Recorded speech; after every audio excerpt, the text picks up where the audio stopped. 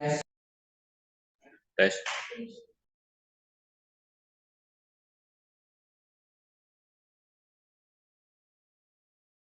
tes, tes.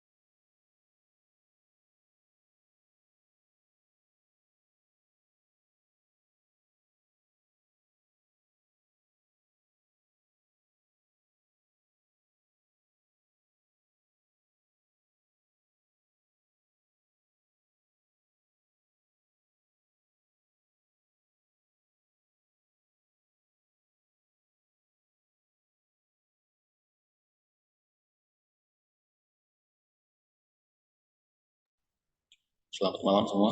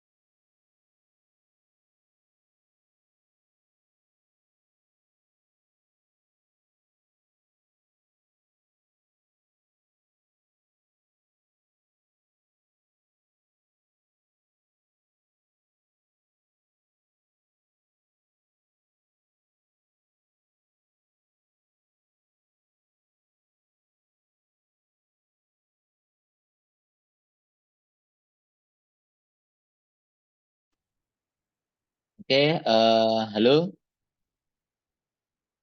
teman-teman semua. Suara saya jelas ya? Jelas, Pak.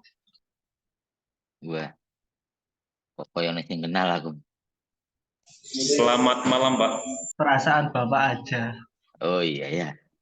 Oke, halo Mas Reza, Mas Fajar, Halo, terus Mas Atta, Mas Ridwan, Mas Maman, Ab, Mas Abdallah, terus ada Mas Doni ya. Salam kenal ya. Sambil nunggu teman-teman yang lain ya, sebentar lagi ya. Gimana, sehat semua ya? Alhamdulillah. Aman, Oke, Pak. ini perkuliahan pertama kali ya di semester 5 ini. Jadi nanti selama semester 5 ini Allah terus bertemu dengan saya ya.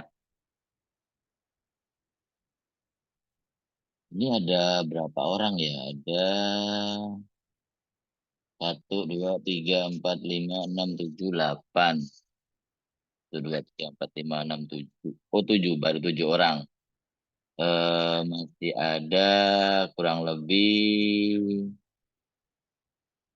7 orang lagi ya. Kalau di presensi sih ada 14 orang atau mungkin ada berapa ya yang sudah yang selama ini hadir.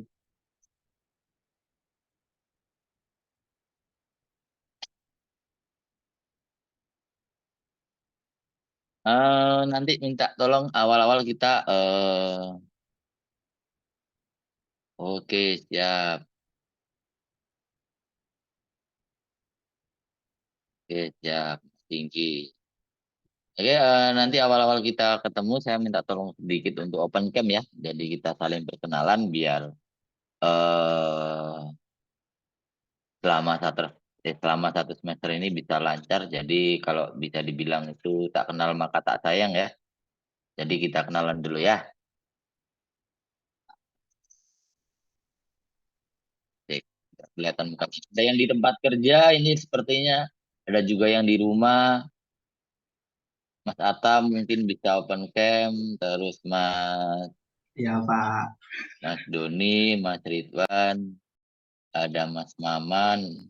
Iya, Pak. Oke, Mas Fadli ini baru masuk ini. Oke. Cowok-cowok semua ya ini ya. Kayaknya sepertinya tidak ada ceweknya ya. Jadi jangan bosen ya sama cowok-cowok semua ya. Ceweknya tereliminasi, Pak. Ceweknya tereliminasi ya. Oke, maaf Pak. Saya perjalanan arah pulang rumah. Sebentar lagi sampai. Siap Mas Ridwan.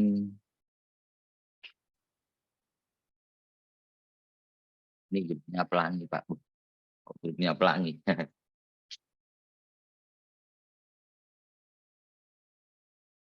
Oke. Eh, Udah semester 5 ya ini ya teman-teman ya. Kita lagi semester 6 terus skripsi ya. Gimana, Pak? Sehat, Pak? Alhamdulillah sehat Mas Atta. Jadi sebenarnya saya ada yang sudah akrab ya di sini ya. Sepertinya semoga aja benar ya. Oke, mungkin 5 menit lagi ya kita mulai ya. Teman-teman yang belum sholat isya silakan sholat isya dulu.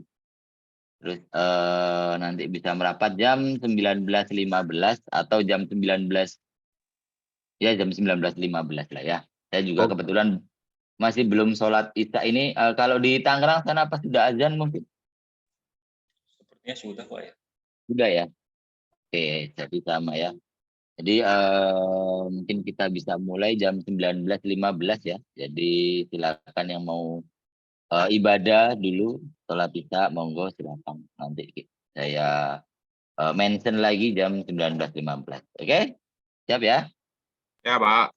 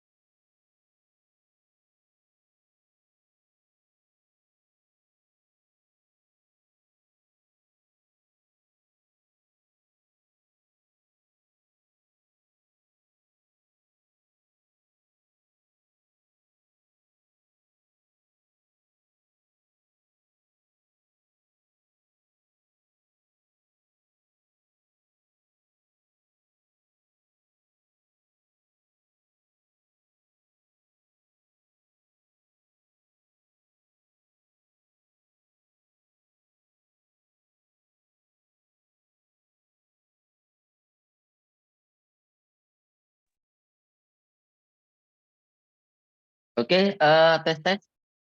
Apakah semua sudah kembali lagi? Mas Reza, Mas Fajar, Mas Doni, Mas Abdallah, oke, Mas Atta, Mas Ridwan, sama Mas Fadli, terus ada Mas Rizky dan Mas Maman. Oke, 1, 2, 3, 4, 5, 6, 7, 8, 9, 10 ya. Oke, lumayan banyak ya. Oke, kita mulai saja ya. Sudah hadir ya semuanya ya? Oke, siap. Oke, bismillahirrahmanirrahim. Selamat malam. Assalamualaikum warahmatullahi wabarakatuh. Waalaikumsalam. Oke, ini pertama kalinya kita ketemu ya. Kalau teman-teman mungkin ini saya manggilnya Mas apa Bapak ya enaknya ya. Kalau semua orang insya Allah seumuran ya, kita apa Om. sama-sama mil Kang. Mas saja ya, Kang. Iya. Oke, selamat malam semuanya. Apa namanya?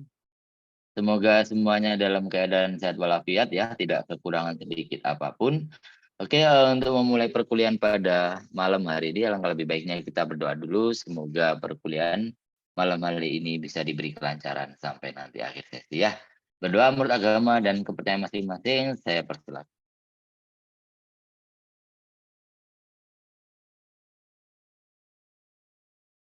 Oke,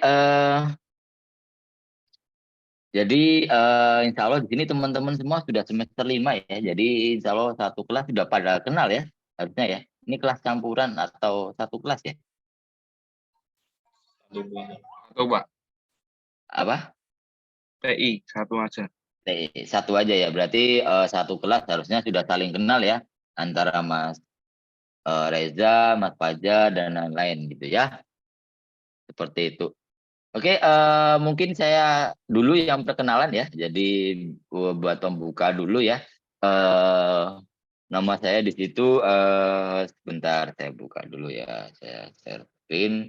Untuk presentasinya nanti di akhir sesi ya, teman-teman ya. Bentar.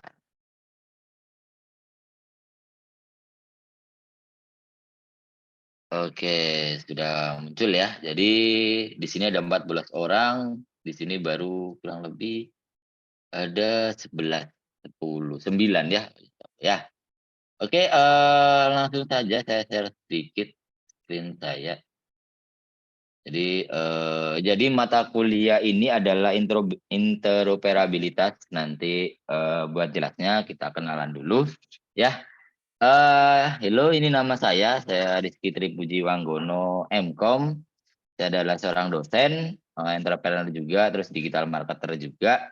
Nah, di situ tertera WhatsApp dan Telegram pribadi saya di 081 230 297 754. Nanti buat teman-teman semua silakan bisa di-save nomornya apabila ada komunikasi atau hal penting bisa langsung WA ke saya gitu ya.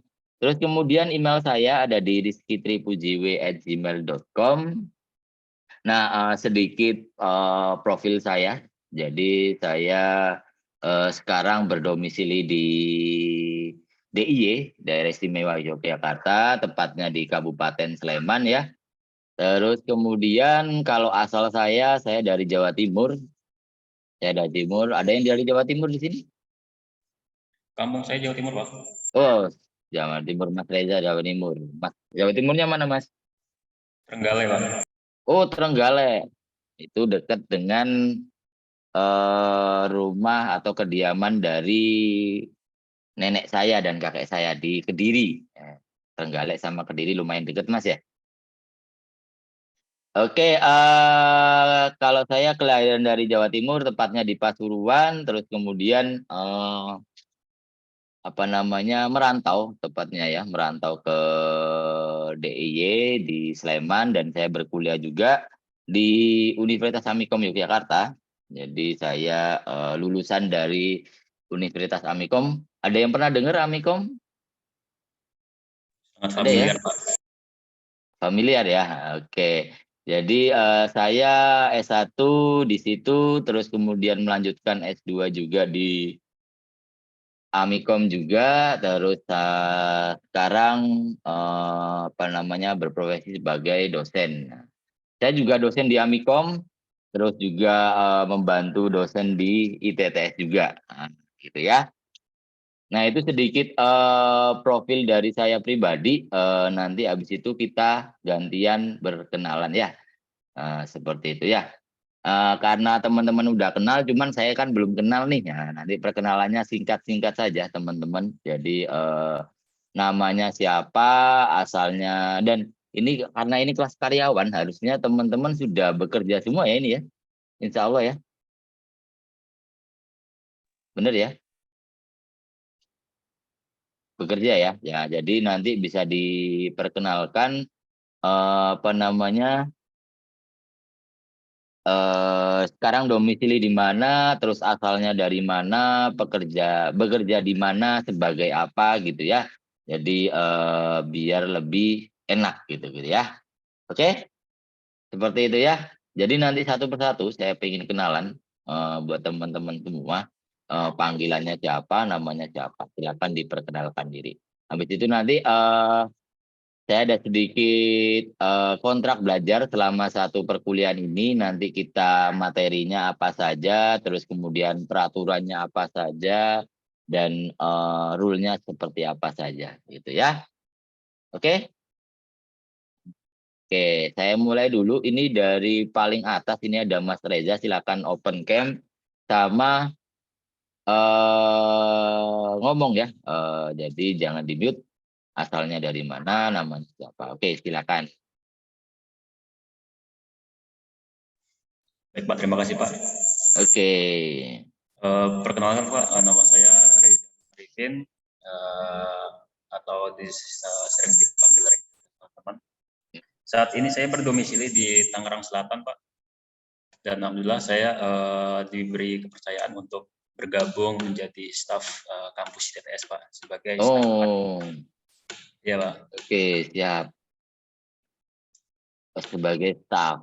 Staff, Oke, ya. sambil kuliah Mas berarti ya. Betul Pak. Kalau asalnya memang dari Trenggalek Mas ya, Mas Reza? Saya lahir di Trenggalek Pak, cuman besar di Tangerang.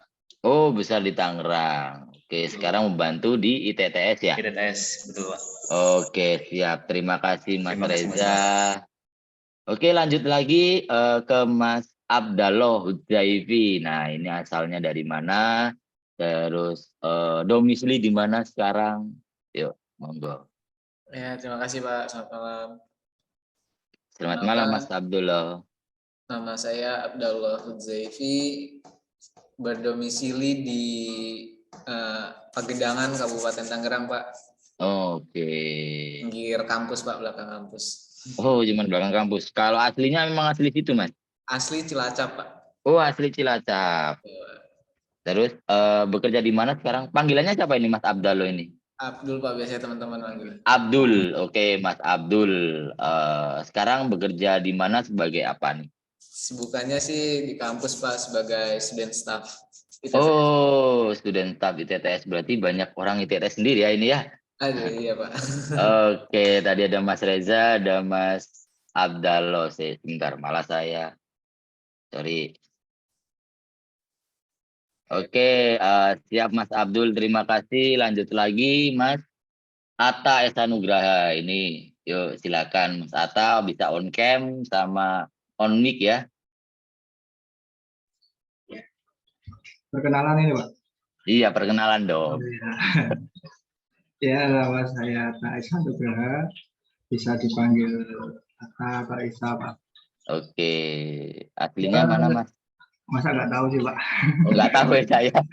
Ya, aslinya Jogja Pak. Oke, sekarang domisili di Jogja ya Mas ya? Pak tahu Pak. Oh ya kan, tadi kan aslinya katanya Jogja. Seperti itu ya. Terus Mas Atta ini sekarang kerja di mana Mas? Masa nggak tahu Pak? Nggak tahu ya saya. Oh ya, Beneran.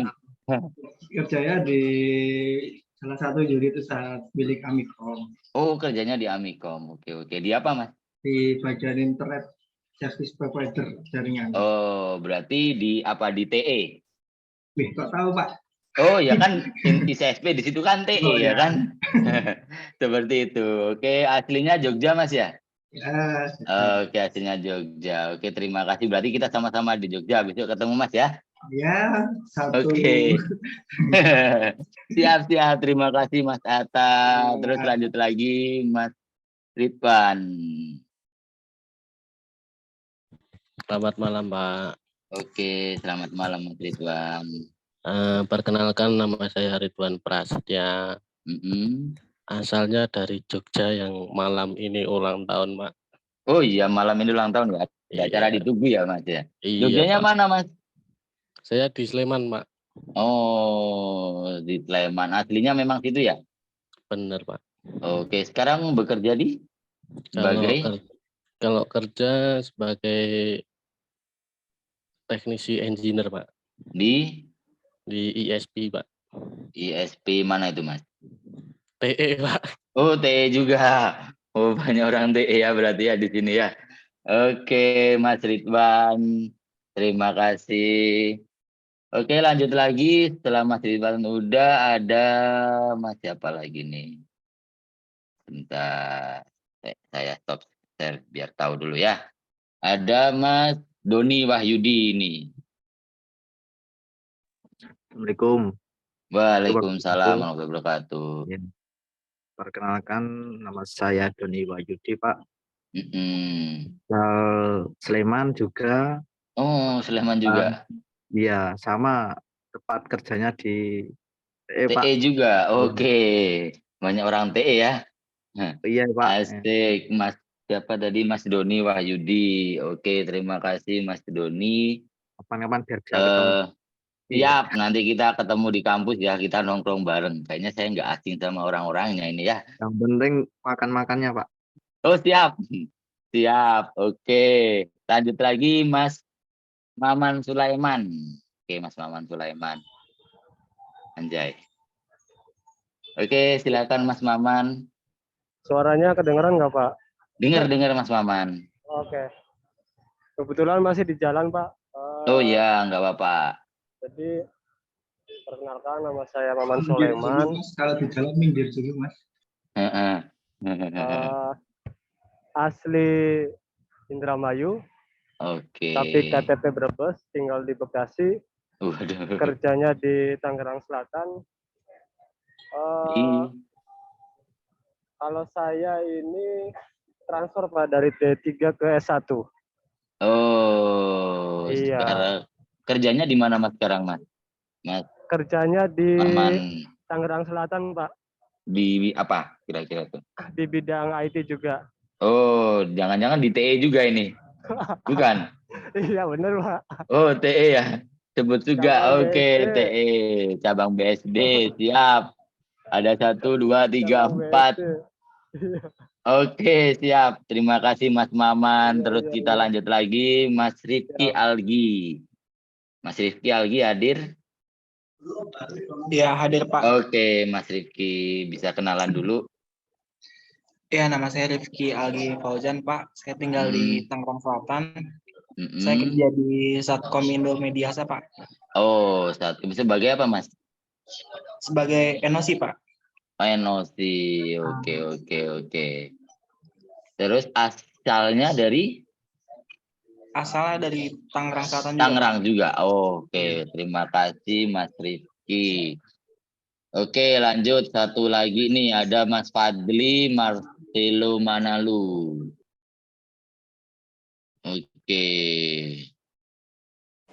Oke, Mas Fadli, silakan. Perkenalkan Pak, saya Fadli Marcelo Manalu, untuk domisili di Jakarta Barat. Oke, sekarang bekerja di mana, Mas? Di salah satu perbankan, Pak. Oh, salah satu perbankan. Sebagai apa? IT juga? IT support, Pak. IT support. Oke, terima kasih. Panggilnya Mas Fadli ya ini ya? Jakarta Fadli, Barat. Pak. Oke, perusahaan banknya apa nih, Mas? Bank BCA, Pak. Oh, Bank BCA. Mantap Bank BCA ya. Oke, terima kasih Mas Fadli ya. Jadi udah berkenalan semua ya. Tadi ada Mas Reza, Mas Ridwan, Mas Abdul ya, Mas Doni, Mas Atta, Mas Maman, Mas Fajar, sama Mas Rifki. Oke, jadi ini kalau orang-orang Mas Fajar udah bilang tadi ya, Mas Fajar belum ya? Sorry Mas Fajar. Oke, tinggal satu lagi. Tadi hilang soalnya Mas Fajar. Nggak usah, Pak. Silakan. Nggak usah, itu orang TE juga. Oh, orang TE juga ya. Aduh, ketemu-temunya orang TE, besok tak main ke TE deh Nggak ya. usah absen Fajar Pak, saya juga itu. Dia TE di mana Kita nih? nggak Jogja diangkat. atau di Tangerang nih?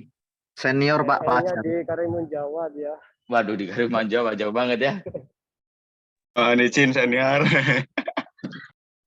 Silakan Mas Senior Fajar. kita Pak Mas Fajar. Oke, Gimana Pak? berkenalan dulu dong Mas Fajar. Oke, Siapa? siap. Selamat malam Pak Rifki dan Ya. teman-teman. Perkenalkan, nama saya Fajar Kurniadi. Saya asli Jogja. Untuk tempat tinggal atau domisili saat ini saya di Kulon Progo. Oh, Kulon Progo. Ya, Oke. untuk pendidikan terakhir saya di SMA TKJ saat ini. Untuk kesibukan saya bekerja Pak untuk sehari-harinya dan Di mana? Di TE juga Mas ya? ya Pak. Oke, di TE ini semua. kuliah. Berarti satu kantor ya, Mas Ridwan, Mas Fajar, Mas Atta ya, sama Mas Doni, bener ya? Maman Oke. juga itu Pak. Oh, Mas Maman tapi kan di Tangerang ya? Oke, Ya, saya di Tangsel, jadi Pak. kalau sama TE saya sudah nggak familiar sekali ya. Jadi kebetulan juga Bapak Rektor kalian juga orang TE, jadi itu teman nongkrong saya kan. Seperti itu ya. Dan di sini kalau jujur saya juga pernah kenal dengan satu orang di sini ya. Ada itu Mas Atta, jadi insya Allah udah kenal, kalau nggak kenal nanti saya gedik aja ya. Oke. Saya juga kaget tuh ada Mas Atta ini ya kan. Salam tragedi Kaliurang, Pak. Oh siap. Masih inget ya, jadi kalau kita dulu dipertemukan di Amikom. Terus kemudian satu tempat belajar dulu ya, dalam belajar satu komunitas. Jadi saya kok kaget ini. Dan kebanyakan memang orang TE ya. Jadi selamat buat teman-teman, selamat datang di mata kuliah saya karena saya baru bertemu ya.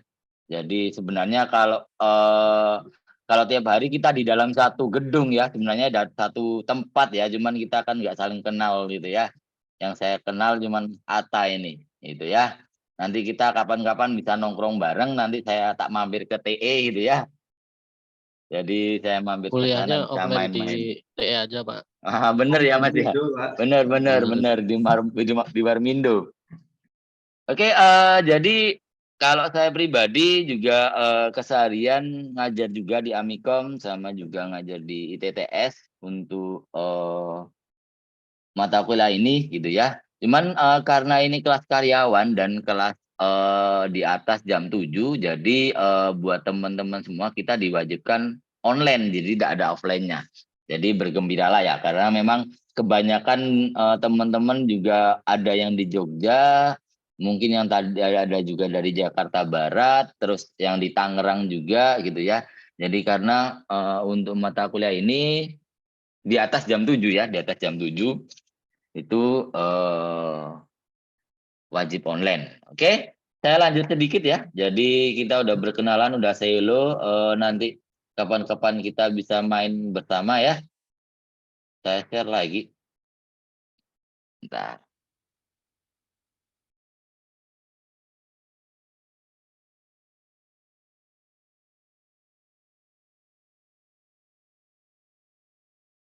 Oke. Oke, jadi ini rencana pembelajaran buat satu semester ini kita ada di materi mata kuliah interoperabilitas. Nah, di situ ada sistem penilaian dan sistem perkuliahannya. Jadi perkuliahan ini 3 SKS, ada 14 pertemuan. Nah, sebenarnya kalau di ITS sendiri sudah hybrid ya, jadi ada online sama offline, cuman karena yang di atas jam 7 itu akhirnya dibuat online saja, tidak ada offline-nya. Nah, gitu ya. Nah, waktu perkuliahan kita itu ada 120 menit. Nanti untuk on cam atau off cam itu opsional saja ya, teman-teman ya. Jadi kalau misalkan teman-teman tidak ada kameranya juga bisa off cam saja. Biar jaringannya juga lancar. Nah, seperti itu ya. Nah, untuk kalau saya pribadi keterlambatan maksimal 30 menit. Jadi misalkan teman-teman ada terlambat, nanti bisa izin juga. Misalkan saya izin sedang kerja atau mungkin sedang ada apa namanya, ada musibah, jadi mungkin nanti bisa izin saja. Nah, seperti itu ya. Nah, di sini masih saya yang kosongkan untuk sistem penilaian kita. Jadi di situ ada 4 indikator. Yang pertama ada presensi dan keaktifan, terus kemudian ada tugas, terus kemudian ada UTS yaitu ujian tengah semester, terus kemudian ada UAS ujian akhir semester. Nah, di sini sebenarnya sudah ada default dari ITTS sendiri untuk presentasenya. Cuman di sini masih saya negosiasikan sama teman-teman semua kira-kira bagaimana gitu ya. Nah, kalau presensi dan keaktifan itu nggak bisa di atas 30% ya. Jadi paling nggak mungkin antara 10 sampai 20%. Nah, kalau dari teman-teman kira-kira mau mengajukan berapa nih? Nah, seperti itu. 15, Pak. 15. Oke. Jadi standar 15 ya. Standar 15% berarti. Bentar saya edit nih. Sorry. Oke, saya edit 15% ya. Jadi kalau ada Itu ada yang ngomong 30, Pak. 30, jangan Mas, nggak boleh ya. Kalau 30 di luar batas itu nanti. Kalian cuman presensi doang bisa dapat nilai bagus kan gitu ya. Oke, jadi kalau maksimal itu di 20%, tapi kita ambil tengah-tengahnya aja. Benar tadi ada yang bilang 15%. Oke, 15%. Terus kemudian dari 100% lagi sudah kepotong 15%, berarti masih ada 85%. Nah, kalau dari teman-teman tugas mau berapa persen nih? Seperti itu. 30, Pak. Tugas, wah 40. Kok enak kan 30. gitu kan? 30, Pak. 30%. Oke, 30% berarti sisa berapa? 30% ya? Setuju? 30%. Ya. Boleh, Pak. Yang penting nggak 40%, 50%. Kalian ngerjain tugas doang kan, nggak usah ikut UTS, berarti sudah bisa dapat nilai A gitu ya. Oke, 30% ya. 30%.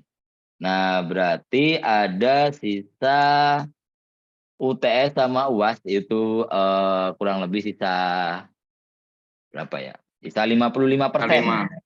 55%. Nah, nggak bisa dibagi dua, berarti paling nggak 25% atau 30%. Jadi kalau UTS, karena UTS itu masih tengah semester, berarti kita buat di 25%. Kira-kira gimana? Setuju ya? Oke? Boleh, Pak. Iya, 25%. Terus kemudian sisanya berarti 30%. Nah, kalau tugas sama UAS memang sama, cuman apa ya, nanti bobotnya tugasnya juga banyak ya, maksudnya nggak cuma 1, 2, bisa lebih dari itu. Jadi nanti silakan bisa mengerjakan. Kalau UAS cuma sekali aja ya, UASnya nggak 2 kali, 3 kali, UTS-nya juga cuma sekali, seperti itu. Nah, oke. Nah, dari 14 pertemuan tadi itu ada tambahan ya, ada tambahan 2 pertemuan, itu 2 pertemuan itu, satu ada UTS sama satunya ada UAS. Jadi kurang lebih ada 16 pertemuan. Nah, itu total 16 pertemuan itu nanti masuk ke presensi juga. Nah, jadi presensi juga. Jadi saya harapkan teman-teman semua bisa ikut UTS, bisa ikut UAS. Nah, seperti itu. Karena memang bobotnya juga lumayan tinggi daripada yang lainnya. Kalau tugas kan karena memang banyak ya tugasnya ya. Tugasnya itu ada banyak. Jadi misalkan kalau tugasnya ada 4 atau 5, berarti per tugas bisa dibagi kurang lebih 5-6% seperti itu. Oke? Nah, untuk tugas nanti setiap berapa kali pertemuan pasti nanti saya kasih tugas untuk teman-teman tugasnya ngapain saja ya nanti di situ ya. Oke? Paham ya sampai sini ya? Ini paham, ada yang mau ditanyakan soal rencana pembelajaran sama sistem perkuliahannya? Jadi karena kalau yang lain kalau tidak salah untuk yang kelas reguler ataupun kelas karyawan, tapi kalau kelas karyawan di atas jam 5 itu masih offline, ada offline 3 pertemuan. Tapi kalau di atas jam 7 itu memang online. Nah, saya tidak tahu kalau di ITS sendiri sudah tutup mungkin ya jam-jam 7 ya. Kalau dari Mas, oh belum ya? Nah itu yang jaga Pak Reza. Pak Reza yang jaga. Nginep di situ Pak Reza. Oh enggak Pak, PP Pak. Oke. Kalau di sana close jam berapa tutup kampusnya itu Mas? Fleksibel sih Pak kalau saya Pak. Fleksibel. Kayak Jadi- kos-kosan dong berarti dong. Jadi seumpamanya ada dosen yang lembur gitu, umpamanya ya. Oke. Cuman untuk perkuliahan kan kemarin untuk offline maksimal jam 7 Mas ya. Betul Pak. Ya jam 7 ya, jam 7 malam ya. Jadi karena kita di atas jam 7 makanya untuk perkuliahan diwajibkan full online seperti itu ya. Oke, saya lanjut dulu ya. Silakan Pak, monggo. Oke, kemudian grade penilaian. Jadi kalau di ITS sendiri ada 1, 2, 3, 4, 5, 6, 7. Jadi dari A sampai ke E. Nah, dari A itu ini penilaian standar ya dari ketentuan dari kampus itu sendiri. Kalau teman-teman ingin mendapatkan nilai A itu harus di atas 80 ya, total keseluruhan. Jadi bukan cuma UTS atau UAS, tapi total keseluruhan nilainya. Itu kalau dapat rata-rata 80 sampai 100, nilainya teman-teman bisa mendapatkan A. Nah, kalau untuk B+ itu di atas 75 sampai 79. Terus kemudian untuk B itu di atas 70 sampai 74 dan C+ itu di 65 sampai 69 rata-ratanya. Kalau C 60 sampai 64, kalau D itu sendiri 50 sampai 59 dan E 0 sampai 40. Nah, semoga teman-teman semua di sini bisa mendapatkan nilai yang baik ya. Paling enggak minimal bisa dapat B+ lah ya. Kalau syukur-syukur bisa sampai nih dapat A. Dan jangan sampai teman-teman bisa mendapatkan nilai D atau E ya. Jadi nilainya insya Allah A semua ya. Amin ya. Amin Pak. Oke, siap. Jadi itu untuk grade penilaian sama rencana pembelajaran. Kemudian sampai sini ada yang mau negosiasikan atau mungkin ditawar gitu ya? Tidak ada ya? Jadi udah deal tadi ya, sistem penilaiannya juga, sistem perkuliahannya juga, grade penilaiannya juga seperti apa. Oke? Terus kemudian di interoperabilitas sendiri, kurang lebih nanti materi kuliahnya itu apa saja saya sharekan ya. Nah, jadi ada pertemuan pertama sampai kedua itu nanti ada konsep interoperabilitas. Sebelumnya di sini ada yang tahu interoperabilitas itu apa? Belum Pak. Oh belum ya? Ini orang IT semua harusnya paham ya. Mas Atta mungkin paham? Asik. Kok saya terus loh, Pak? Oke, terus kemudian materi kedua ada konsep jaringan komputer dan protokol karena berhubungan dengan itu juga apalagi TE ya, TE orang ISP insya Allah sudah pada pinter untuk jaringan komputernya ya. Terus kemudian pertemuan selanjutnya ada konsep sistem terdistribusi. Terus kemudian ada pertemuan selanjutnya ada middleware and client server. Terus kemudian baru ada UTS, ujian tengah semester. Nah, kemudian di selanjutnya itu ada remote procedure call, itu pertemuan ke-9 dan 10. Terus ada remote method invocation. Terus kemudian ada yang ke-8 ada interoperabilitas data. Terus kemudian yang ke-9 adalah yang terakhir web service. Setelah itu ada ujian akhir semester. Nah, nanti saya juga kasih final project teman-teman. Nanti monggo bisa dikerjakan itu paling nanti final project untuk UAS-nya seperti itu. Gitu ya. Nah, nanti untuk pengerjaannya entah itu individu atau kelompok nanti mungkin di akhir-akhir saya tentukan seperti itu ya. Oke? Paham ya teman-teman ya? Oke. Oke, tapi ini saya agak minder ini karena orang IT semua ya. Asik. Nah, itu untuk materinya, kemudian langsung saja sedikit pengenalan soal interoperabilitas. Ada yang pernah dengar kata itu di informatika atau di teknologi informasi? Ada yang pernah dengar interoperabilitas? Ada yang tahu? Yang tahu cung aja, silakan.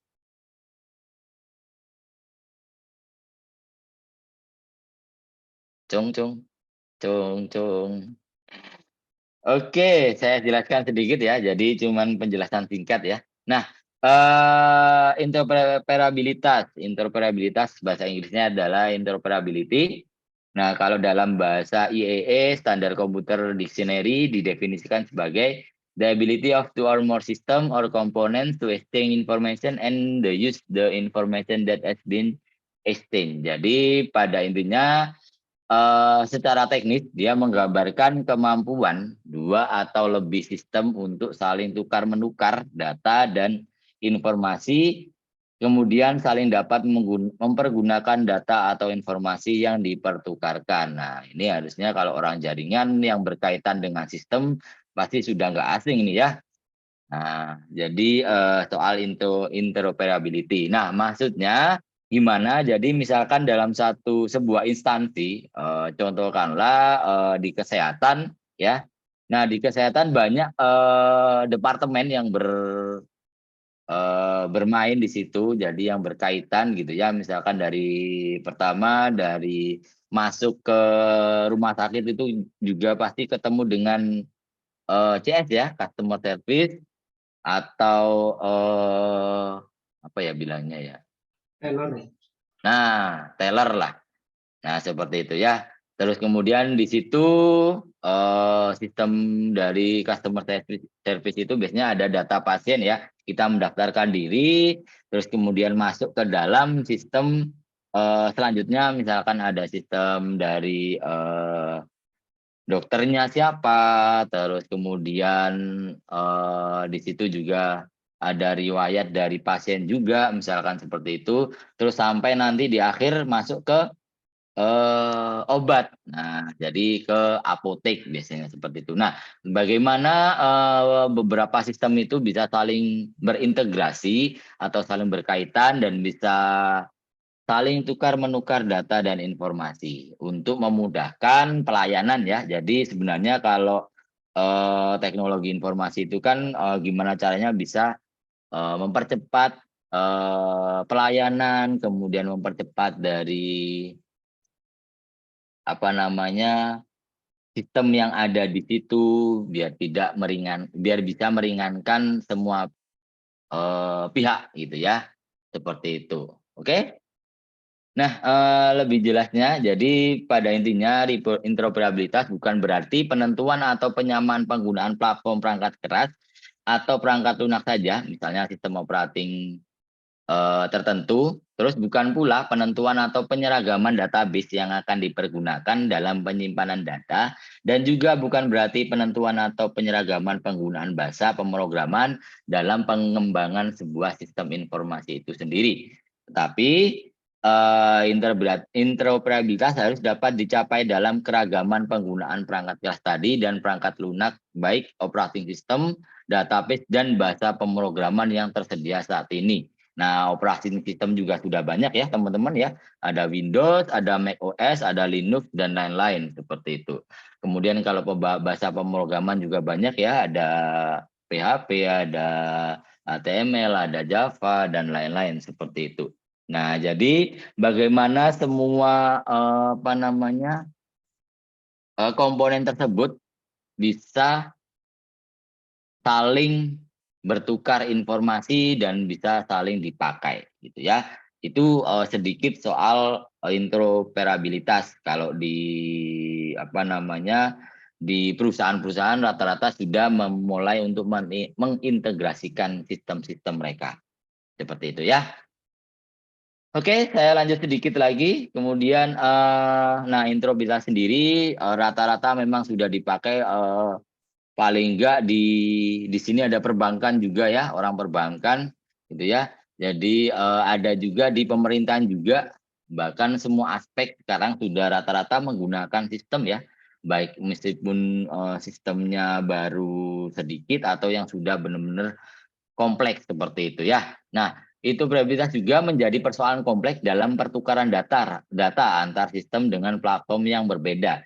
Seperti terjadi pada e-banking dan e-government. Nah, contohnya kalau e-banking kan juga banyak ya. Jadi misalkan paling enggak sistem perbankan dari daerah sampai ke pusat itu juga ada kaitannya seperti itu. Nah, begitu pula dengan pemerintahan. Nah, dia ada pemerintahan daerah sampai pemerintah pusat. Itu juga gimana bisa saling berintegrasi.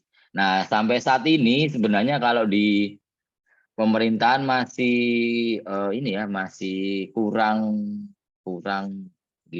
masih kurang rata gitu ya. Masih beberapa daerah saja yang memang memakai, tapi ada juga daerah yang mungkin belum bisa mencapai sistem itu. Nah, gitu ya. Kemudian interoperabilitas juga membakukan format data dan skema pada semua sistem juga. Tidak mungkin menyatukan sistem apalagi menggunakan penyedia yang sama. Jadi misalkan apalagi kalau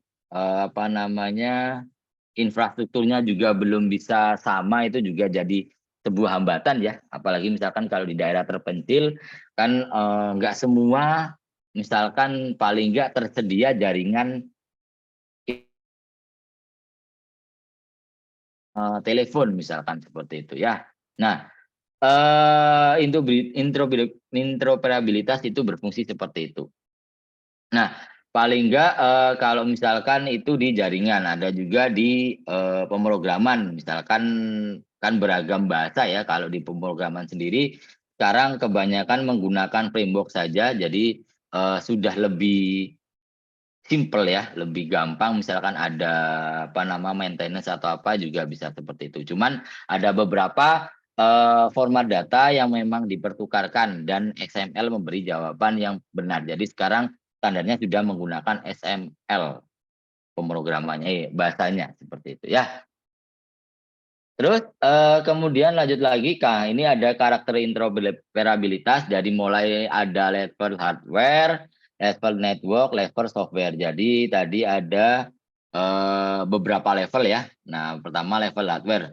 Bagaimana perbedaan karakteristik mulai dari fisik, elektronik, komponen perangkat keras dijembatani untuk mewujudkan fungsi atau tujuan tertentu. Gitu ya. Misalkan kalau di hardware sendiri adalah interaksi antara CPU, RAM, dan disk seperti itu. Nah, interoperabilitas diwujudkan dengan adanya cache dan buffer. Jadi misalkan kalau di komputer teman-teman ya, entah menggunakan operating system apa saja, itu pasti ada cache-nya. Nah, seperti itu. Ada buffernya antara beberapa perangkat-perangkat keras tersebut. Nah, gitu ya. Terus kemudian yang selanjutnya adalah level network gitu ya. Nah, ini orang jaringan semua. Sebenarnya kalau saya sendiri bukan orang jaringan ya. Ya, bagaimana perbedaan hardware dan operating system bisa dijembatani sehingga dua komputer yang berbeda bisa saling berkomunikasi. Oke, kalau misalkan masih dalam satu lingkup ruang ya, bisa bilang ruang, jaringannya masih gampang ya. Jadi misalkan dalam satu gedung itu masih satu area masih enak, tapi kalau misalkan antar daerah, antar kota, antar provinsi, antar pulau bahkan, nah seperti itu pasti ada hal yang menjembatani itu. Nah, misalkan kalau dari jaringan sendiri ada prosedur, ada protokol dan standarisasinya seperti itu. Nah, itu juga adalah karakteristik dari interoperabilitas. Terus kemudian dari level software, nah bagaimana menjembatani perbedaan format data, nah, apalagi kalau sudah data yang banyak ya, atau sering bisa disebut big data gitu ya, bagaimana bisa terintegrasi, gimana semua informasi ataupun data itu bisa diakses dengan mudah, itu juga dari karakteristik level software-nya. Seperti itu ya. Jadi interoperabilitas data itu adalah misalkan komunikasi aktif, entah itu panggilan fungsi, prosedur, dan lain-lain seperti itu. Nah, ada 3 ya karakteristiknya ya, dari level hardware, level network, sampai level software-nya itu sendiri. Itu adalah karakteristik interoperabilitas. Pada dasarnya sebenarnya lebih ke arah integrasi sistem. Nah, itu ya, mau dari perangkat keras, perangkat lunak, terus kemudian dan yang lain-lain seperti itu. Dan jaringan juga. Nah, gitu ya. Oke, saya lanjutkan lagi. Nah, sorry, kebalik. Nah, manfaat interoperabilitas sendiri banyak ya teman-teman ya. Jadi kalau bisa integrasi sistemnya pasti dengan sangat mudah ya gitu ya. Nah, interoperabilitas atau smart government, proteksi data, katakanlah di sistem lama yang masih terpisah-pisah penggunaannya tidak tahu di mana data tertentu di sistem, tapi kalau disimpan, kalau misalkan sudah ada interoperabilitas sudah bisa meningkatkan proteksi privasi. Nah, contohkanlah beberapa kasus yang lagi boom ya. Jadi apa namanya, kemarin ada kasus hacker ya, hacker Bjorka ya. Jadi dia meretas sistem dari pemerintah. Jadi memang ya saya bilang ini jujur ya, sebenarnya jujur. Memang kalau sistem pemerintah belum benar-benar 100% bisa protect ya, sampai data banyak muncul, apalagi kalau sudah data privasi. Kemarin kan yang muncul kan data EKTP gitu ya, dari mulai NIK, nama itu bisa bocor. Nah itu kan juga apa ya, kalau kemarin sih bilangnya kelalaian dari pengguna, dari pemilik ya. Cuman kan nggak mungkin juga ya. Jadi paling nggak tetap dari pusatnya. Nah, ada yang lalai misalkan. Nah, sampai bisa diretas. Nah, jadi kerentanan seperti ini cenderung digunakan oleh orang jahat untuk masuk ke sistem yang ada karena kerentanannya sangat besar. Nah, kemarin ada kasus seperti itu. Kalau saya detailnya kurang tahu juga, cuman di situ sampai ada data-data apa ya, data-data pribadi dari kementerian juga yang sempat keluar bocor juga ya. Jadi sampai sistem di Indonesia itu juga masih kurang lah pada intinya ya. Teman-teman di sini juga tahu Indonesia seperti apa gitu ya. Isinya cuman ya banyak lah ya seperti itu. Nah, seperti tadi beberapa data organisasi penting dapat digabungkan menjadi satu dan membuat penerapan tindakan perlindungan itu lebih sulit. Nah, jadi kalau ada integritas harusnya data itu bisa lebih aman, lebih secure lagi, terus kemudian bisa dijamin lebih baik lah pada intinya. Kan sering banget Indonesia itu, pemerintah apalagi, kebocoran data. Kemarin juga peduli lindungin data seorang presiden juga sampai sempat bocor ya. Nah, seperti itu. Karena nggak tahu ini gara-gara keisengan orang atau mungkin sekuritas dari sistem pemerintahnya yang memang kurang gitu ya. Seperti itu. Jadi data-data sampai bisa bocor. Nah, itu kan memang apa ya, jadi salah satu problem ya, jadi salah satu problem gimana caranya sistem itu bisa lebih privasi lagi, lebih secure lagi seperti itu. Kalau saya sendiri apa ya, kalau hal-hal kayak gitu memang agak riskan ya. Jadi apalagi sampai ke data-data yang penting gitu ya, seperti itu. Sampai kalau dia bisa ke retas itu kan juga kasihan gitu ya. Jadi pertama itu manfaat integritas, jadi bisa meningkatkan proteksi privasi, cuman tergantung nanti bentuknya seperti apa, banyak ya privasinya gitu ya, atau sekuritasnya seperti apa. Kalau itu biasanya lebih ke arah apa namanya, keamanan jaringan gitu ya, atau apa namanya, cyber security lah bisa dibilang seperti itu ya. Terus kemudian yang kedua adalah menyediakan data dengan lebih berkualitas. Nah, interoperabilitas, smart government atau proteksi data dengan tentunya kalau misalkan skalanya sudah big data gitu ya. Nah, di kondisi ideal suatu organisasi akan terhubung dengan organisasi lainnya. Jadi bahkan katanya ya, katanya misalkan EKTP itu sudah bisa jadi salah satu ID saja yang bisa dipakai nanti di semuanya. Cuman untuk saat ini masih belum ya. Jadi masih cuman beberapa aja. Misalkan kita pakai EKTP, katanya EKTP itu nanti bisa dipakai di mana aja. Cuman sekarang ya masih saja. Misalkan kalau kita contohkanlah ke apa namanya ke pemerintahan yang kecil-kecil saja, misalkan kelurahan, kecamatan, ya kita perlu fotokopi lagi, perlu ngisi data diri lagi kan ya. Jadi PR gitu ya. Tapi kalau harusnya kalau misalkan data itu dari apa namanya dari stakeholder yang paling ke atas itu juga sudah bisa termanage dengan baik, ya tidak dikorupsi lah bilangnya seperti itu ya. Harusnya bisa terrealisasikan EKTP yang beneran EKTP seperti itu ya. Nah, kemudian mereka menciptakan jaringan data nasional yang dimiliki. Jadi seluruh data, terus data tersebut dapat digunakan untuk berbagai tujuan seperti memprediksi tren tertentu atau suatu kepentingan yang lain. Nah, misalkan pengurusan data pribadi saja. Sampai saat ini masih sering ya, di pemerintahan itu kita harus fotokopi lagi, kita harus nulis data diri lagi. Padahal harusnya kalau kita nunjukin EKTP saja, harusnya udah bisa gitu ya. Nah, tapi kan sekarang masih ada yang belum terrealisasikan buat itu. Apalagi sampai ada juga namanya misalkan nik ganda. Nah, itu kan juga kelalaian dari pemerintah seperti itu. Harusnya kalau datanya bisa berkualitas tidak ada hal seperti itu.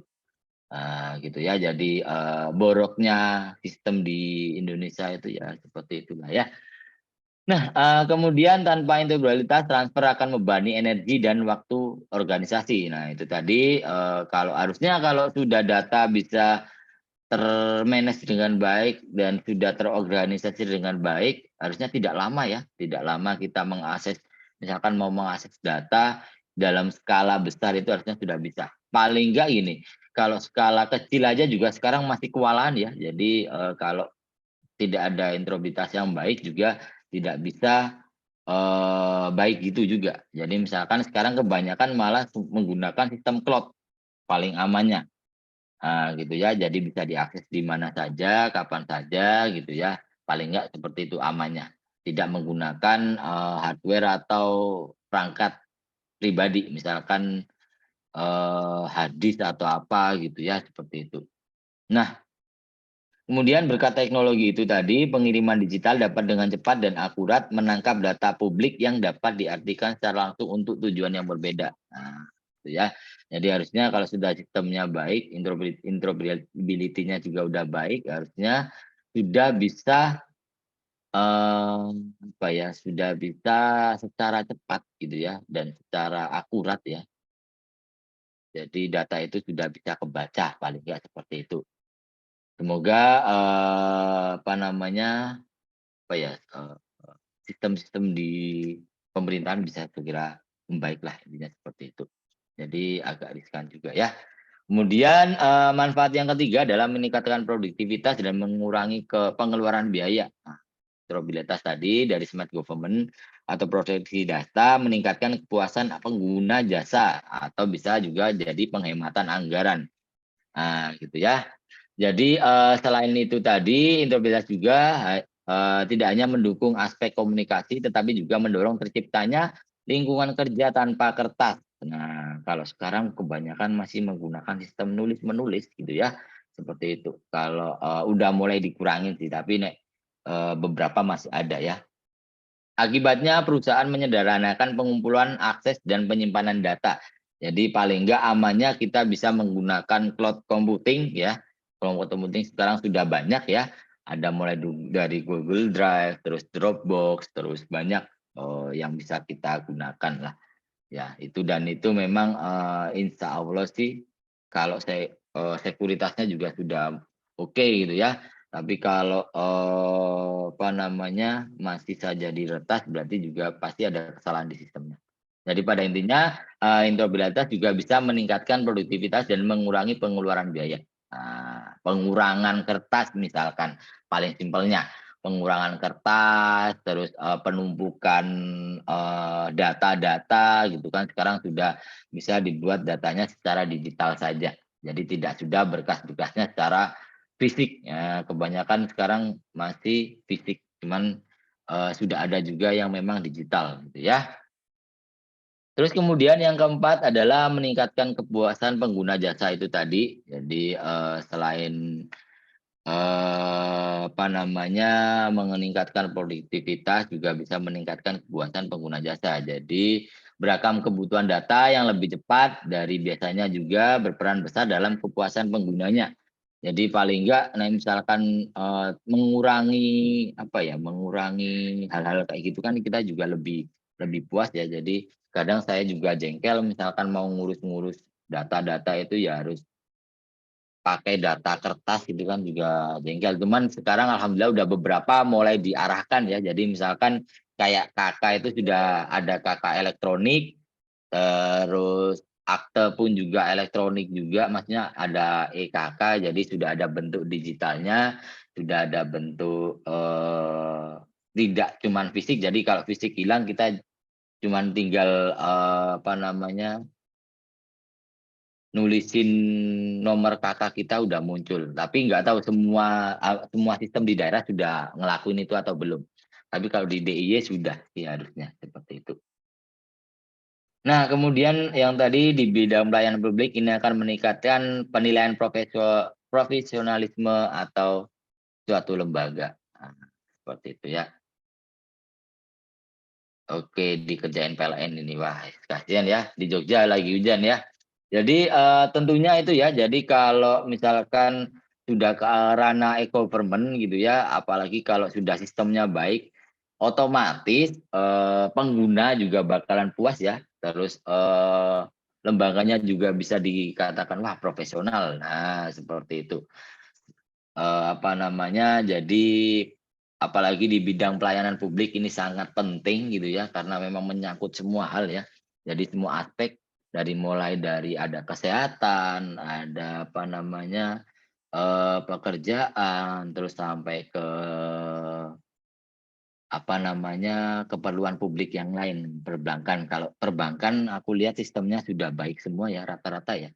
Maksudnya cuman masih ada sih kadang-kadang apa namanya apa ya mungkin ke beberapa kasus kalau di perbankan juga, cuman alhamdulillah sampai saat ini kasusnya itu kayak nggak tinggi lah ya, nggak tinggi. Jadi apalagi kalau misalkan di perbankan itu kan udah urusan duit ya.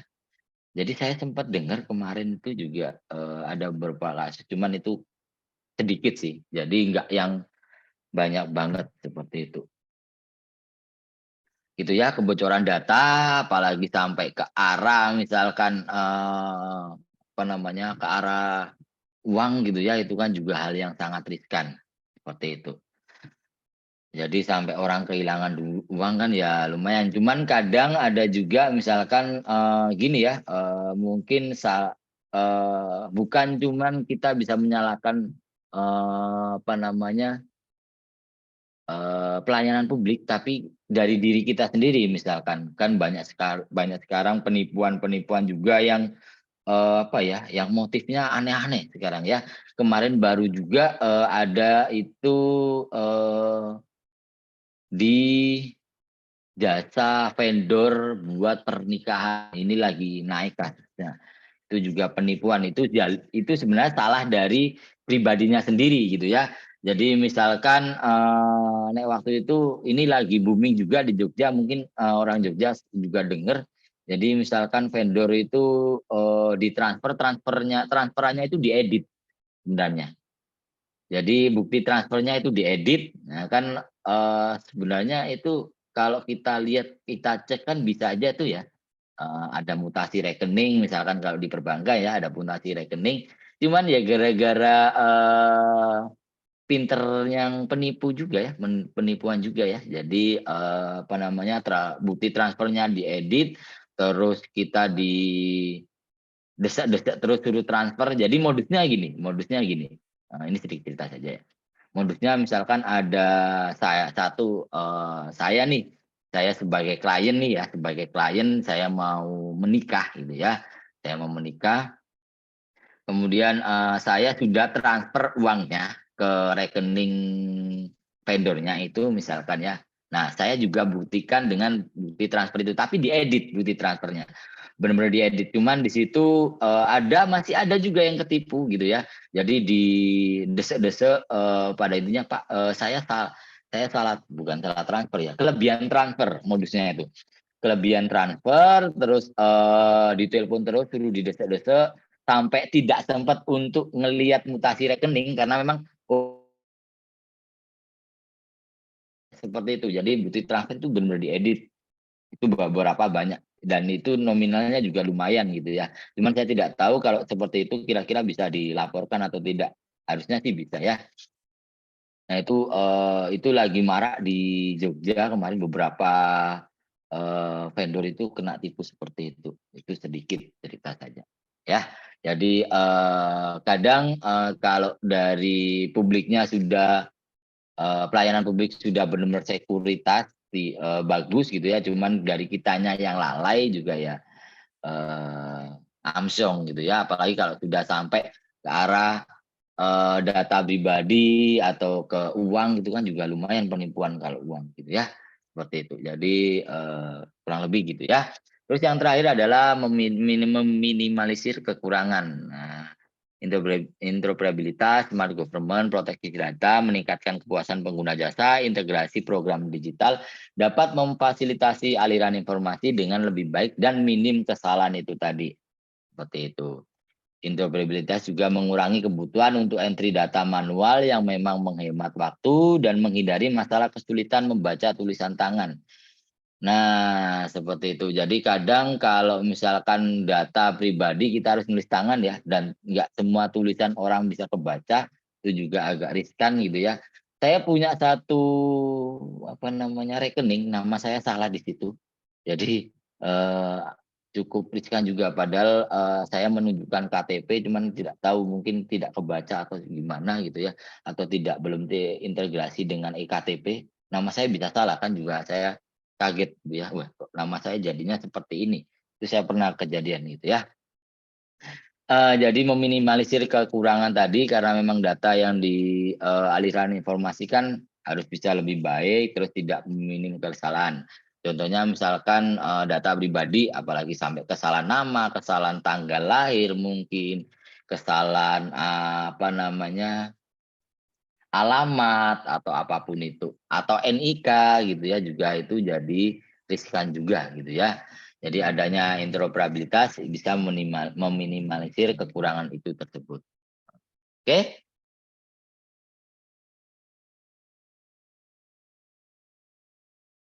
Nah, ini nih ada kasus ini yang akhir-akhir ini banyak juga yang kena di BCA dan BRI terkait BI Fast. Yang ads-nya banyak banget di medsos, Pak. Nah, itu juga ya BI Fast itu juga agak riskan ya. Jadi apalagi kalau perbankan ini saya kalau kemarin saya sempat kasus itu nggak tahu juga ya ini bank apa gitu ya. Jadi padahal ATM ada di orangnya, terus M-banking pun juga ada di orangnya, tapi bisa transfer di beda tempat. Nah, itu juga saya kurang tahu. Itu sempat dulu kasus itu di Surabaya. Saya kurang tahu waktu itu bank apa ya. Jadi benar-benar dikuras habis waktu itu. Jadi padahal tidak pernah melakukan transaksi ya, tidak pernah melakukan transaksi, tapi tahu-tahu tiba-tiba kok rekeningnya kosong. Nah, itu kan juga riskan gitu ya, berarti proteksinya masih ada kesalahan. Saya kurang tahu kemarin itu, sampai ada yang ratusan juta. Jadi dulu itu katanya modelnya gini, ATM itu ada di orangnya, M-banking itu juga ada di orangnya, tapi ada transaksi misalkan orangnya di Surabaya, ada transaksi penarikan di Jakarta. Nah, itu gimana ceritanya itu ya? Pada satu malam itu ada kasus dulu itu. Jadi waktu itu saya lupa banknya bank apa. Jadi dan itu nominalnya lumayan tinggi, hampir puluhan juta kalau nggak salah. Terus nggak tahu kalau uang seperti itu bisa balik atau enggak ya. Saya kurang tahu kalau di perbankan ya, kalau ada penipuan seperti itu kira-kira gimana. Nah, Itu skimming, ya. Pak. Apa? Skimming ya? Scamming ya, Pak. Scamming ya. Jadi nah itu juga kira-kira nggak tahu bisa balik atau enggak kalau misalkan udah seperti itu. Jadi aneh. Jadi ada yang anak pernah bilang kayak gitu. Jadi apa namanya, dia nggak, perasaan tidak ada penarikan uang atau mungkin ATM-nya juga masih ada dia, bahkan di m-banking-nya juga ada dia. Terus ada salah satu itu kalau nggak salah itu bentuknya bukan transfer ya modelnya, tapi penarikan di ATM. Nah kan aneh ya. Padahal ATM-nya juga di dia, terus tiba-tiba ada tarikan sebesar nominal itu kan ya. Kalau kayak gitu kita susah ngeceknya ya. Jadi misalkan nih aku tiba-tiba ada penarikan tunai di ATM ini sebesar ini, nah kan juga lumayan gitu ya. Seperti itu. Kalau nggak salah sih ada seperti itu dulu. Tiba-tiba hilang aja. Cuman tidak tahu saya itu scamming kayak gitu uangnya bisa balik atau enggak ya kalau dilaporkan. Kalau mungkin ngeblok nomor rekening penipu masih bisa ya. Jadi apa namanya? Cuman katanya kalau ngeblokir itu juga uang nggak bisa balik juga. Katanya sih seperti itu. Saya kurang tahu. Mungkin orang perbankan bisa ngasih tahu nanti ya. Jadi misalkan ada penipuan udah transfer nih gitu kan, terus tiba-tiba di report kayak gitu itu ya katanya sih cuman rekeningnya dibekukan, tapi nggak tahu uangnya bisa balik apa enggak. Seperti itu. Uangnya sih nggak bisa balik sih, Pak. Nggak bisa ya? Nggak bisa balik ya, Mas Fadli ya? Tapi cuman bisa dibekukan saja ya kalau nggak salah ya? Iya, Pak. Soalnya itu Ah, human error dari human customer. error. Nah, benar. Ya kalau cuman 1 juta, 2 juta nggak apa-apa ya. Tapi kalau puluhan juta kan ya lumayan. Misalkan udah nabung tahunan gitu ya, terus tiba-tiba kena penipuan kan juga, wah kasihan gitu ya. Jadi proteksinya bukan cuma dari pelayanan publiknya saja, tapi dari manusianya juga. Nah, jadi tetap waspada. Sekarang beragam penipuan itu ada aja. Ini yang baru kasus ini kemarin, gitu ya. Jadi bukti transfer itu benar-benar diedit semuanya. Jadi ya kayak beneran intinya udah transfer ke orang ini sebesar ini.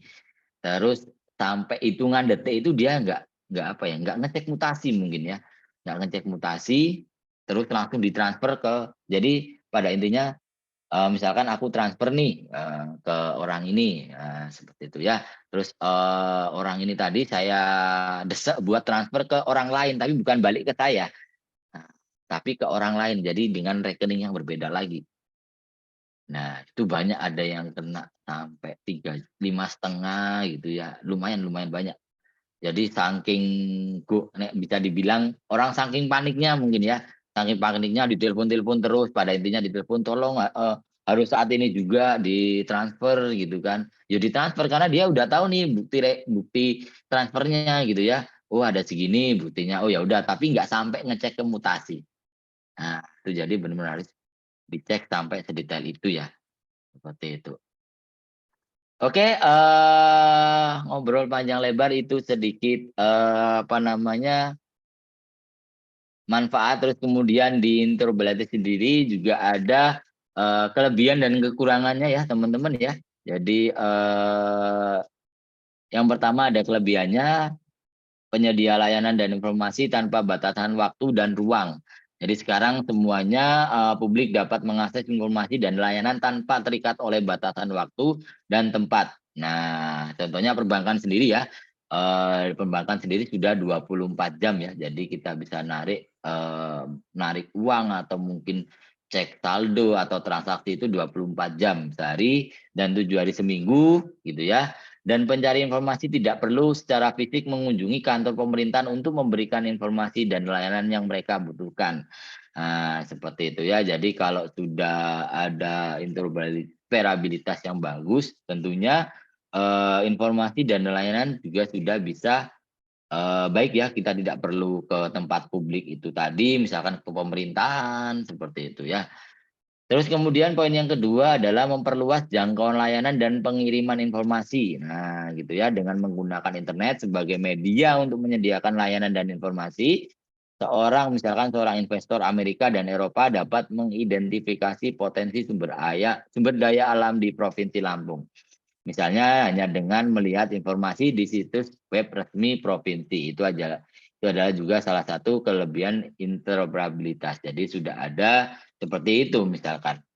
Apalagi misalkan kalau ada transaksi juga antara luar dan lokal sendiri misalkan seperti itu. Itu juga sudah ada bentuk VCC, virtual card gitu ya. Virtual rekening gitu ya. Ada PayPal, ada Payoneer, ada Wish dan lain-lain. Itu juga salah satu kelebihan dan manfaat dari interoperabilitas. Terus kemudian ketiga, kelebihannya juga kualitas layanan lebih tinggi dengan ketersediaan teknologi informasi dan komunikasi. Layanan yang disediakan dalam bentuk elektronik dan multimedia, bentuk elektronik dapat lebih menarik dan berkualitas lebih tinggi daripada layanan berbasis kertas dan informasi saja. Nah, ini yang lagi banyak tadi itu ada namanya sekarang itu e-nikah. Nah, e-nikah itu buku nikah. Jadi ada yang sudah menikah di sini? Ada yang sudah menikah? Sudah ya? Sudah, Pak. Nah, ada yang sudah dapat e-nikah. Kalau Jogja harusnya sudah dapat e-nikah. Jadi kayak kartu kecil. Udah dapat belum? Jadi bukan bentuk buku sekarang. Jadi bentuknya kayak KTP tapi lebih kecil. Nah, jadi namanya e-nikah. Kartu e-nikah. Belum dapat. Belum dapat ya? Jadi ya bentuknya kecil karena ini sekarang nah ini bentuknya kayak gini. E-nikah. Nah, jadi tidak perlu membawa buku ya. Sudah ada e-nikah. Kalau di Jogja harusnya sudah ada. Kalau di tempat saya juga belum ada. Jadi harus minta ya. Ya harus minta ke Itu KUA. Mas Ridwan Pak yang kemarin habis itu Mas yang angkat-angkatnya itu Pak. Oh, Mas yang tangannya dapat Mas Ridwan nih. E-nikah nih. Dapat Pak, tapi harus minta ke kantor KUA gitu Pak. Oh, harus minta ya. Iya. Oh, harus minta ya. Oke. Kalau saya sendiri juga belum dapat sih sebenarnya. Jadi itu tadi ya salah satu kelebihannya ya. Jadi beberapa teknologi sudah mulai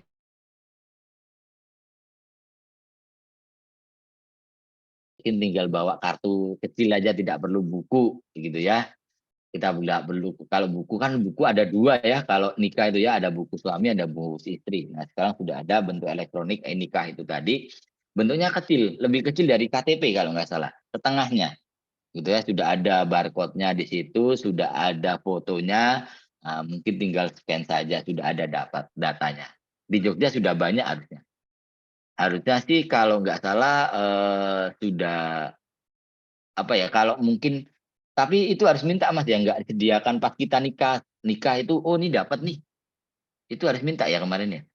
Iya Pak, harus minta dulu ke kantor. Oh, ke KUA-nya. Ya. Kalau Oh, yang itu lama-lama mau bikin juga bisa Pak ke kantor bisa KUA. ya? Oke, coba deh saya bikin. Itu harus ke KUA domisili atau KUA misalkan nih, saya kan KUA-nya bukan KUA Jogja nih misalkan. Bisa nggak minta itu? Nggak tahu ya? Kurang tahu sih Pak.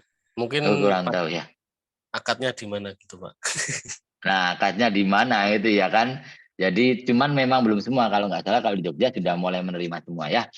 Terus kemudian poin keempat, mengurangi total biaya administrasi dan waktu untuk masyarakat, informasi dan layanan dapat lebih mudah diakses tadi oleh publik tanpa perlu beberapa departemen birokrasi dan banyak biaya administrasi untuk mempertahankannya. Nah, ini juga salah satu manfaat ya. Kalau dulu kan kalau nggak salah mau pindah KTP atau pindah domisili itu kita harus melalui surat RT RW, terus ke kelurahan, kecamatan, kan banyak apa ya, banyak layanan publik gitu loh, baru nanti ke catatan sipil. Cuman sekarang sudah mulai dipangkas semuanya, jadi mau pindah itu tinggal langsung ke catatan dinas pencatatan sipil. Nah, saya kemarin sempat melakukan itu.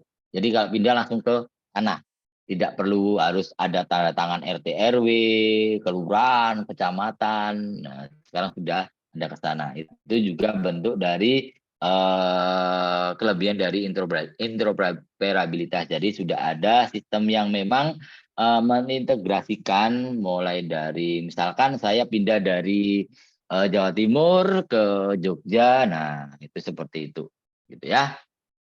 Terus kemudian memastikan transparansi, akuntabilitas, dan pengawasan publik terhadap implementasi pemerintah dalam konteks penerapan konsep tata kelola yang baik. Nah, misalkan sudah mulai dipangkas, otomatis kan lebih cepat ya. Nek dulu kan modelnya apa ya? Nek zaman dulu itu harus nyangoni sih, apa ngasih uang saku dulu. Misalkan ke RT atau RW biar lebih cepat, ya nggak? Pernah ngalamin kayak gitu nggak? Misalkan aku butuh buat bikin kakak ya harus ini dulu ya, harus ke RT RW dulu ngasih uang gitu ya. Tapi sekarang sudah transparansi, jadi sudah benar-benar apa namanya, sudah dipangkas semuanya itu udah langsung satu pintu, itu juga berkas sistem juga ya. Jadi misalkan mau pindah langsung ke catatan sipil. Saya kemarin ngalamin itu. Tapi kalau dulu kan harus RT RW. Kalau belum nyangoni ya nanti dibikininnya agak lama, misalkan seperti itu. Ada yang pernah ngalamin kayak itu enggak? Ada ya? Jadi paling enggak atau mungkin gini lewat orang dalam misalkan seperti itu. Kadang transparansi pemerintahan itu ya butuhnya di situ ya.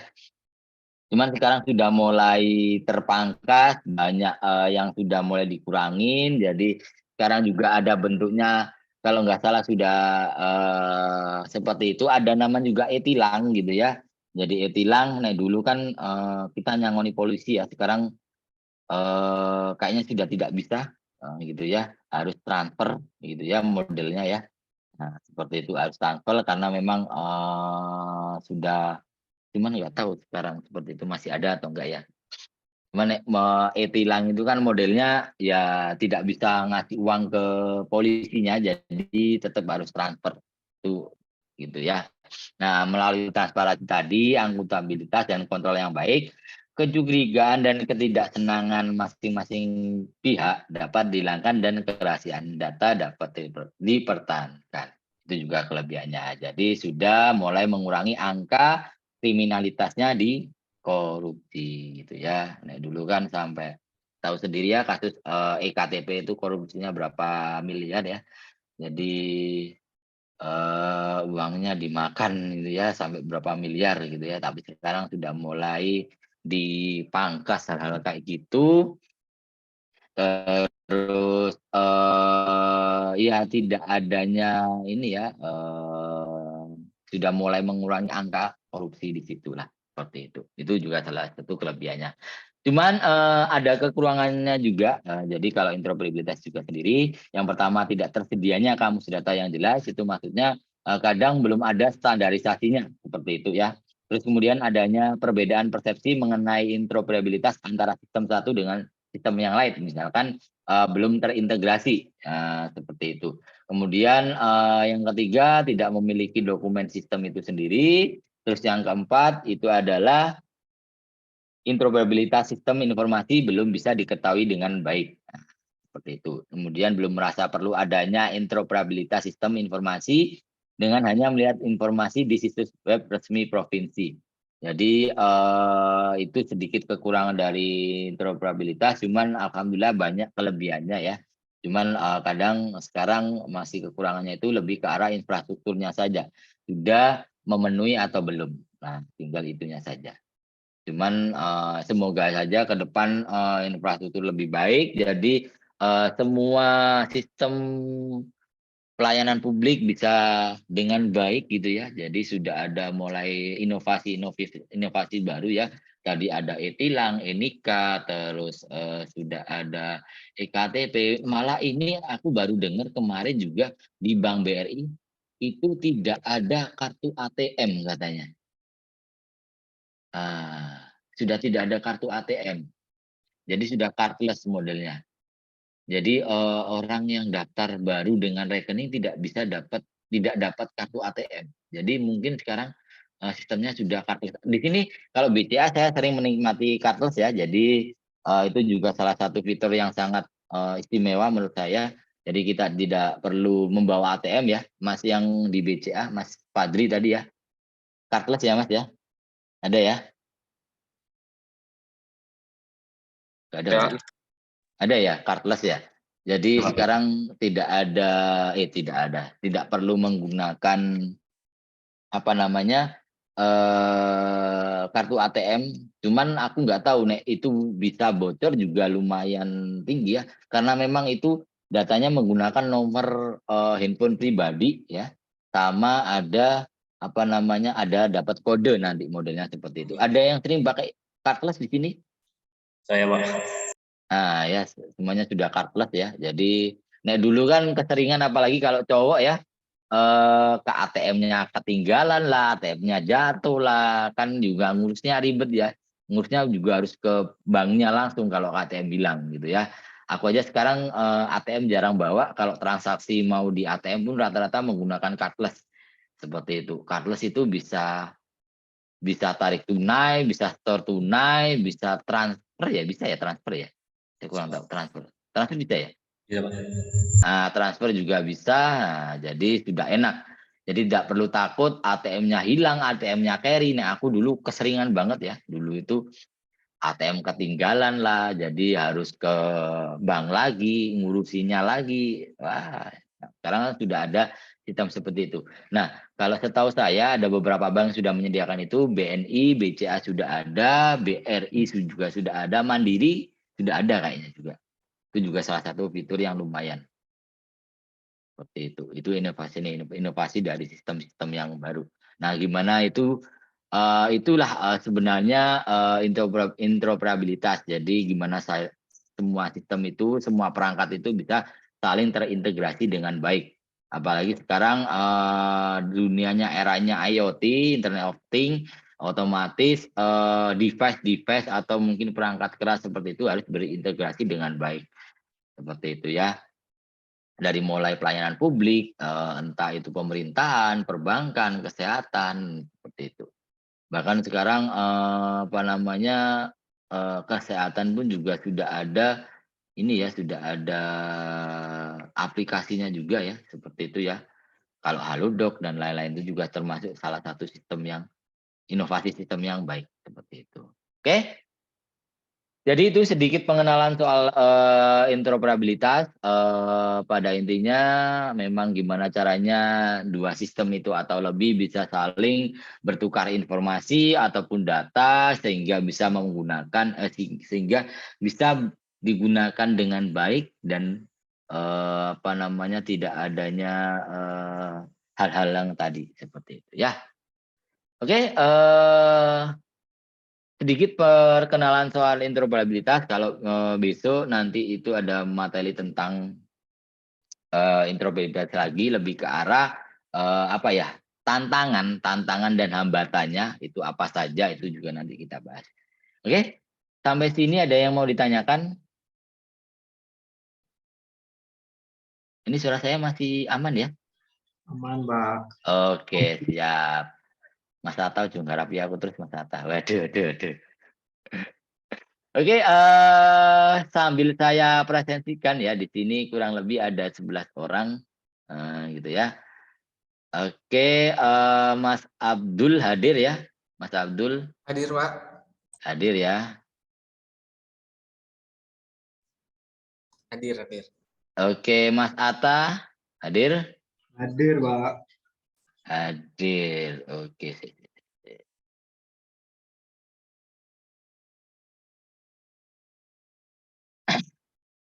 Sorry, kebablasan. Mas Doni ada nggak di sini? Hadir, Pak. Oke, Mas Doni hadir. Mas Fadli hadir? Hadir ya? Mas Fadli hadir. Hadir, Pak. Oke, Mas Fajar hadir ya?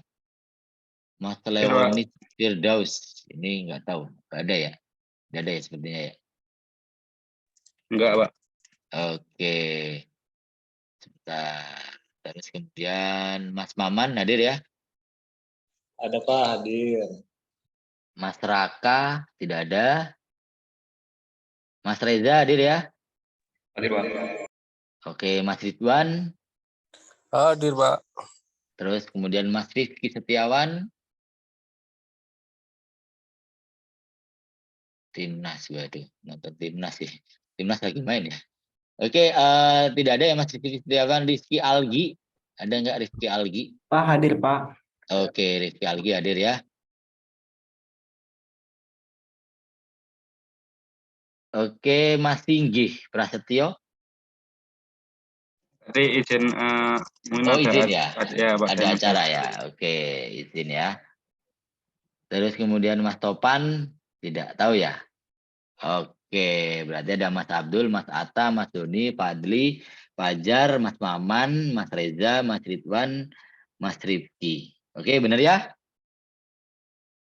Oke, sebelum saya tutup ada yang mau saya sampaikan. Jadi nanti di sini ada koordinator kelasnya enggak ya? Atau ketua kelas mungkin?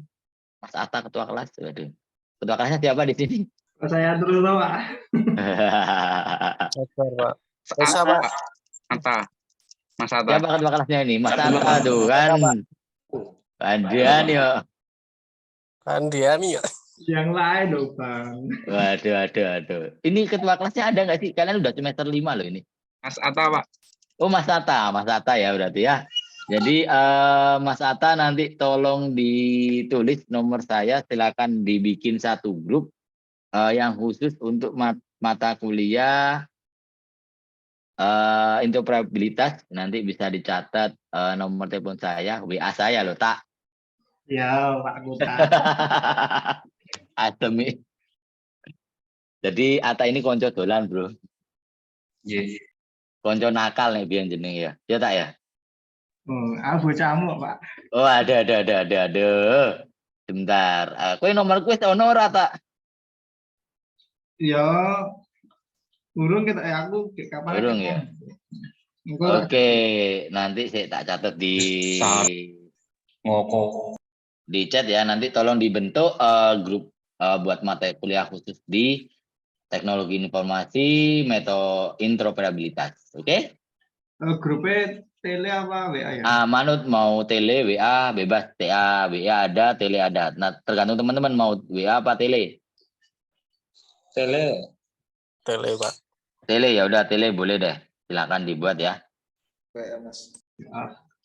Oke, siap. Itu saja mungkin tambahan dari saya. Sebelumnya ada yang mau ditanyakan? Jadi kita ketemu lagi minggu depan ya. Di jam dan waktu yang sama. Wah, udah jam 9 ini waktunya istirahat. Tapi besok play ya. Dino Sabtu libur, apalagi tanggal merah ya kan. Waktunya libur. Nek TE ini Sabtu masuk nggak ya? 72 kali 24 jam, Pak. Waduh, 7 kali 24 jam. Kok sangar anu ini? Aku sing sering kepethuk iki Mas Atta iki nek Jumatan ra tau nyoba aku padahal aku tau ketok dhek. Jingok iki kan. Nyuwun liquid, Pak.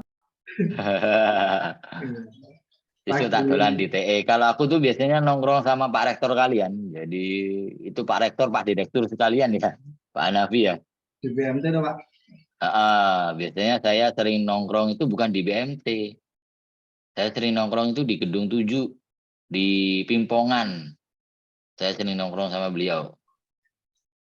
Ngobrol bareng kemarin terakhir baru minggu ini kemarin sempat ketemu sih. Hari apa gitu saya sempat ketemu sama beliau. Sempat ngobrol kan beliau baru sembuh ya. Baru sembuh dari sakit ya kemarin ya. Oke, tanpa basi-basi ini udah jam 9 waktunya teman-teman istirahat. Kita cukupkan dulu ya buat malam ini. Kita ketemu lagi minggu depan. Untuk menutup perbincangan pada malam hari ini, alangkah lebih baiknya kita berdoa dulu. Semoga ilmu yang kita dapat hari ini bisa berkah dan bermanfaat buat kita semua ya. Berdoa menurut agama dan kepercayaan masing-masing, saya persilakan. Alhamdulillah. Ini ono sing amin cukup. Ini ada yang satu tempat loh tadi kayaknya lihat aku. Ya, Mas Reza, iya, jajar-jajaran loh. Gimana? Aku tuh belum pernah ke ITTS deh. Besok tak mainlah ke sana ya. Monggo Pak, ITTS selalu terbuka Besok lebar, Pak. diagendakan rombongan Pak dari Jogja. Wah, siap. Monggo. Lihat Nanti Jogja saya- juga udah 5 semester belum tahu kampusnya kayak gimana. Oh ya, aku belum pernah ke sana ya gitu kan. Nanti saya main-main ke sana ya. Oke, mungkin itu aja buat teman-teman semua. Selamat malam, selamat beristirahat. Assalamualaikum warahmatullahi wabarakatuh. Waalaikumsalam warahmatullahi Waalaikumsalam wabarakatuh. warahmatullahi wabarakatuh. Pak, izin lift dulu ya. Oke, Pak. Baik. Ya, hati-hati Pak. Jadi Pak. Wah, sampean rapi men mak arnang kondangan mak. Timnas ya. Ini ada timnas gue ya main. Oke, selamat menonton. Ya Pak, ini kita dunia main dulu Pak. Nggak Siap. ke mata. Tak sesuk tak temoni nanti lo kita. Prei Pak itu Pak. Oh, berarti sesuk ya minggu ngarep lah ya. Nongkrong lah. Aku sesuk rata ketemu kowe ya. Ya, neng bar minder apa-apa. Ah, siap. WA aku ya, jangan lupa grupnya dibuat ya. Siap Pak. Oke, Siap, Pak. yuk. Demi Pak Ketua. Oke, saya izin lift ya. Selamat malam ya teman-teman semua. Selamat beristirahat. Mak wis kick off mak. Sumbing. Cingu. Sumbing don. Wah, Rawani Kenapa? nakal. Kenapa? Kabar petir Pak. Tipine ukuran piro kuwi? Apik men instalasine kabel. 12 in TV.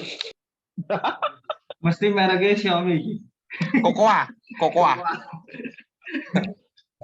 Loh, AC kemarin udah dilepas loh, Mak. Kemarin kayaknya pakai AC nggak kipas loh. Info-info katanya Bekasi training kayak di neraka.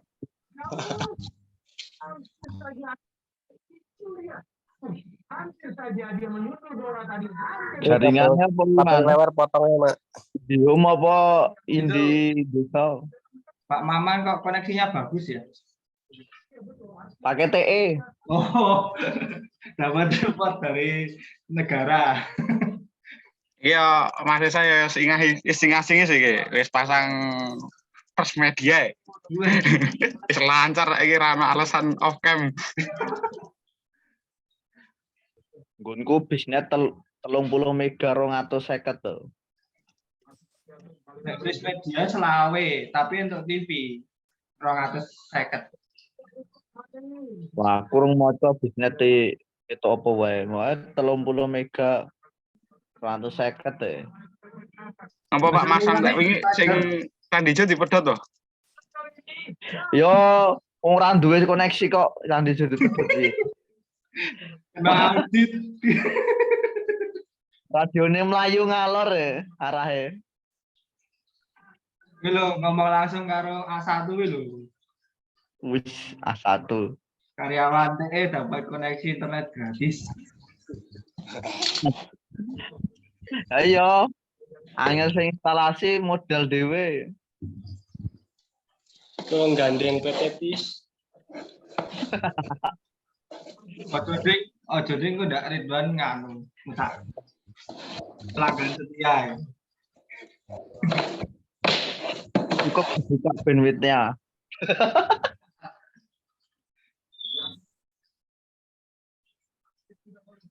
Wis setengah mainan man didulang sih anaknya ngeleh toh. Halo, Om, main. Gak kuliah. Oh, kok belum tidur lalu?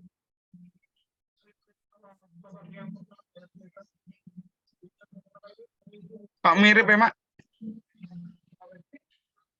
Jan, iki grupnya gawe kowe lho, tele lho. Pak Ata, ini dosen khusus ini, jangan seperti itu. Ini dosen khusus ya. Dosen-dosen yang nyari kenal kabeh.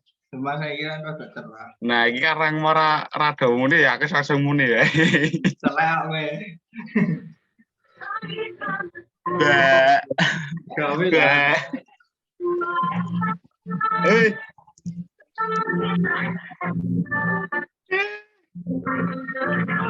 Iri berarti karo bojone apa ya? Di program lemuni, program anak ke-1. Bercocok tanam. Bisa kerikot ora iki, Jar? Bisa ya. Kan jam 09.00. Oh, nah iki sing jaga sapa ya? Mas Soleh apa sapa ya? Ya nek wis kelas sebelah rampung nggon Pak Soleh langsung close. Nek mulai kira maju. Woi, isih record woi. Woi. Kebule. Taklek.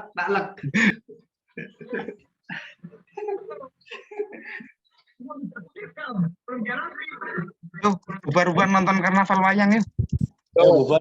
CCTV Jogja. Besok kerja. Orang kerja anjir. Besok kerja. Yuk semuanya, Assalamualaikum. Dadah. Yo.